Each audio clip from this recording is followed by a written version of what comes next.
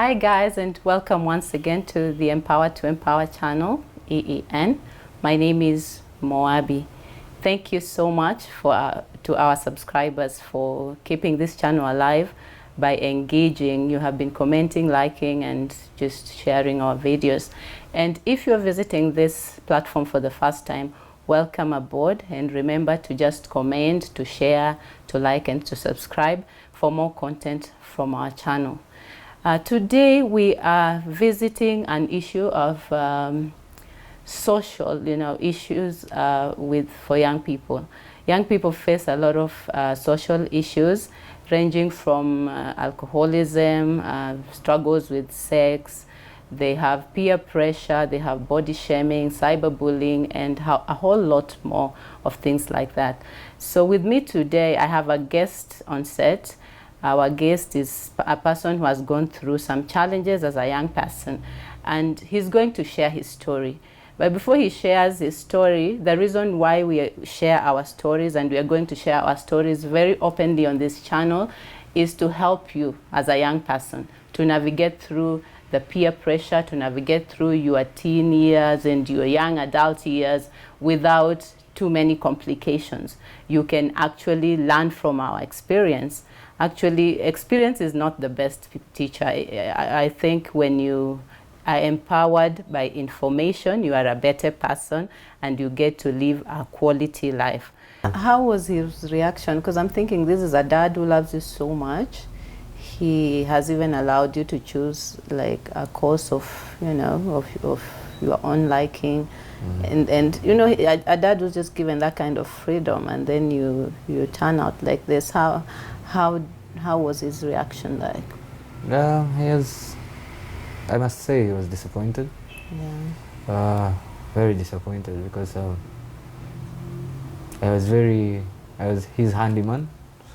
I would run things around home. Okay. I'm very technical. Okay. And he's very technical. Okay. Though he's a lawyer, but he's very technical in a way, so he got disappointed. So it's like, he'll be here until you stop your behavior. Then I'll pay your fees again. I tried for a month. I couldn't make it. So I started drinking samaga chini ya maji. Yeah, well, on off over the weekends, And I think when the semester began, he was like, okay, just go finish your studies and then ujipange. Yeah, so he allowed me to go back to school. But I think one thing that really disturbed me and distorted my mind was like, how can my dad keep me at home for this while? Just because of booze. And there are some of us in the family who booze. And I've not seen them going through this kind of punishment. But I think it was the level at which you had reached. Maybe they were doing it socially. There's a difference between drinking over the weekend, drinking one bottle or two bottles, and there's that one of daily. There's a big difference. Sure. Yeah. But I think by then I didn't realize that it was just a way of telling you have to be responsible or more responsible about yourself. And I really got bitter with that. And so when I was given money again to go back to school and to pay for my housing and stuff, I didn't pay the school fees. Wow. So I went back to my former girlfriend and we actually started a business. We opened a mini pub somewhere in town. Yeah. And because she was a working class now, she had completed a year before me. Yeah. And started surviving. Okay. And that became life for like another 1 year. Yeah. Yeah, so eventually they discovered again I wasn't back in school. But when they rediscovered... So your school fees for third year and fourth year just went down the drain. Yeah, it just you were using it for alcohol. Yeah. So when they rediscovered again I wasn't in school, I disappeared. So it's like I never stepped home for very, very many years. So like from 2005 through to 2007, I wasn't in That's contact like with 3 my family. years. 3 years. Wow, that's long. You didn't miss your family? You could miss them, but then you're very guilty. Yeah, you're just wondering, if I appear, what will they do to me? Yeah. You're the first Nobody one who has tried ever. to reach out now that the story was in the open, you are not in school and you have a drinking problem. No one in the family reached out to you even to talk, like to just find out what's going on with you? So what was happening was, when they could call me, I wouldn't pick their calls. Yeah. So you avoided them. There's anything, if I'm in trouble, just send a text. I need this amount of cash. Could you help me out? They send, fine. If they don't, fine. So we had that. I think it was just the guilt conscious that was eating me up. Okay. Yeah. So I am very interested in knowing, when did you know that this is a real problem and you needed help? Or how did you start like trying to find help for yourself? Because it's just a habit that is going on and on and on. When did you realize that for me to really make a change, I need help to come out of this? For me, it took quite a long time. Like how many years? How many years? I think right now I can say it's taken more than 10 years. You know, Yeah. but before then, getting addicted, I realized I'm addicted in 2002, Yeah. 2003. And then I actually got sober in 2013, 2014. See, there's a, but after Eldoret, after campus, I think you know, God works in mysterious ways.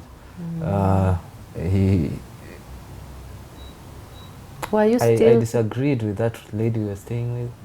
Were you still going to church though, like on Sundays? No, even for the longest period, I think the first 2 years, I used to go to church because my brothers were around town, and we were used to playing together. Okay. So I'd turn out for Braco, we'd do things together. But you see, after 2 years, they left town. They came to Nairobi, and so there I was alone, and I quit church totally. I'd only go to church when I'm back home. Okay. Yeah. So I disagreed with the lady I was staying with and stuff like that. I think that was good working behind the scenes, so that I got desperate, and then finally I started reading my Bible once again for a couple of months. So you got hurt, and the heart, God knows how to do it. Sometimes he uses very unconventional ways to get us back to the right track. Yeah, sure. Yeah. So like in a phase of 3 months or so, you know that story of the lost child? Yeah. Coming back to his senses. I realized that east-west home is best, just go back home. Because by then, the clique you had, people finished school, they've moved on. People have moved on. Yes, and with cliques is like, we are doing this together. If you fall out of the clique, you are out. Yeah, you are just locked out. It's like a system that is so automatic. Yeah. It's like we do this together, we finish college, if we are working, we start working, we are getting married. So you find if you fall back a bit, you find yourself on your own. Very true. Yeah. So one morning I just decided I'll go back home, and I went home. And people are like, hey, welcome, we missed you, we love you, we care about you. Don't mind about what happened. We just want you to be better. Yeah, and when I realized people... Your dad was receptive as well when you went back home? Yeah, he was just cold, let me say. He was lukewarm. Numb actually. So it gives me that opportunity to work on myself and figure out what I want to do. Okay. But then I realized the addiction thing was really on me. Okay. So I just switched back to my drinking sprees and stuff like that. While at home. While at home again, and it got so bad. Mm. Yeah, because now if you don't have money, you have to start stealing. Yeah. Yeah, because booze can be expensive. So those little behaviors started, stealing, selling property at home and stuff. And I did my first rehabilitation in 2008 in Madare. That was my first experience of rehabilitation. But I didn't go there willing or with an open mind. I was coerced into it. So I took it as a holiday camp. Yeah, to just, away from the clique, away, sometime out, And Madare wasn't really strict on issues, so we also had drugs there and some substances. But coming out of Madare, they would still sneak them in when people are in rehab. Yeah. Wow, that's quite mean, I think. Sure, it can. 3 months of Madare were basically useless for me. I came out, and the same day I was seated in a bar drinking. After that, I was taken outside the country to do some stuff, some social work. And then when I came back, I went back to drinking again. I actually had quit by the time I was going. That was in 2009, September. I came back in 2010. I went What back was to it about alcoholism. this continuous drinking? Is it that whenever you just see booze, you would feel like you want to take it? Did you try to even like, okay, like there's a way people say out of sight, out of mind, so kind of like you avoid drinking joints or just don't see booze. What used to happen? Is it that if you're away from booze, you could not feel like you want to drink, but if you see, you just want? How was the case for you, or you go looking for it? Because there are many scenarios. During those times, I think it was just basically peer pressure, and I think just the desire. You find happiness in this thing. You see, when Momentary happiness. It's like when you think happiness, this picture of booze comes. Or when you picture, I need to relax, there must be some booze around, Yeah. So, but more basic was the peer pressure. Yeah, friends were using, and because I realized when I went out, I was in a group of people who weren't really drinking. So that helped me to sustain myself. Okay. But when I came back straight into this clique again. And then, they're just reconnections. Yeah. Wow. So I came back in 2010. I self-quarantined, in quotes. Yeah, No, so that you do not get tempted. Yeah, by this time I was really addicted to that point that my system was badly off. Yeah, so it's like you have to keep fueling it. If you don't, they are like... and I used to have very bad withdrawals, so if I don't drink, I can't even sleep at night. And I also believe the local brews, the changa and all that stuff, zinafanyanga vitu mob. Because my hallucinations are basically demonic. But there's this girl that I used to... Your girlfriend? Yes. She passed on sometime when I was in India. So during these hallucinations, those are the faces, those are the people who talk to me. Yeah, wale wa mama wachanga huko chini, the ones speaking to you in those hallucinations. See, they are very demonic. That's from me. You see your brother killing you, funny stuff.